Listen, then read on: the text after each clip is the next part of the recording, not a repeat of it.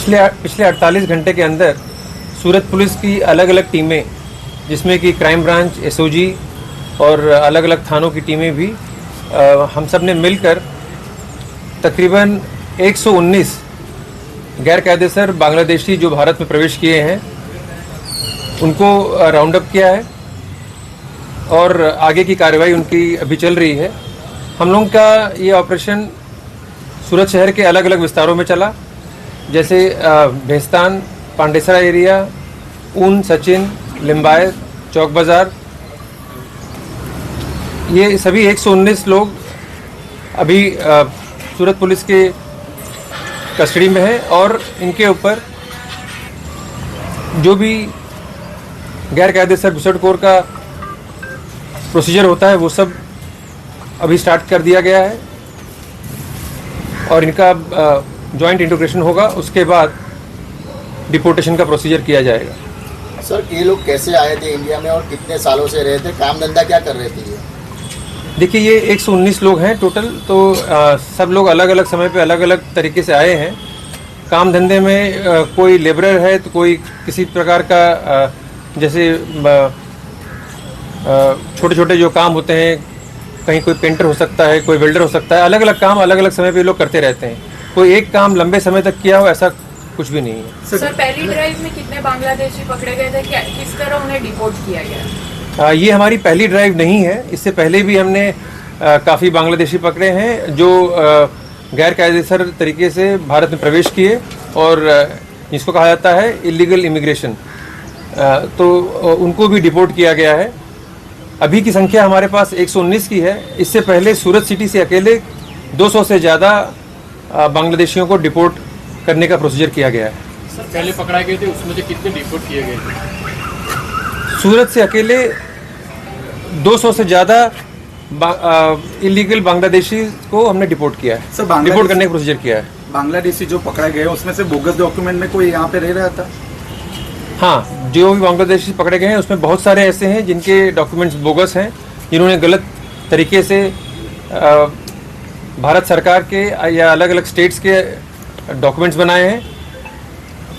ये जो पकड़े गए सर, इनके पास से बांग्लादेशी नागरिकता के क्या क्या सबूत मिले हैं? बांग्लादेशी नागरिकता के सबूत इनसे पूछताछ में बहुत सारे प्रकार के मिलते हैं और जब हम श्योर हो जाते हैं कि ये बांग्लादेशी नागरिक हैं और भारत में गैर कायदेसर तरीके से इन्होंने प्रवेश किया है, तभी हम ये कार्रवाई करते हैं। सर, बांग्लादेश सरकार एक्सेप्ट की है कि हमारे नागरिक? देखिए, हमारा एक अपना प्रोसीजर है। हम बांग्लादेश सरकार से कोई संपर्क नहीं करते हैं डायरेक्टली। हमारा प्रोसीजर अपने होम गवर्नमेंट और सेंट्रल गवर्नमेंट के थ्रू होता है, उनका अपना आगे का प्रोसीजर है। ये लोग वापस नहीं आ जाए, इसके लिए किस तरह की कार्रवाई?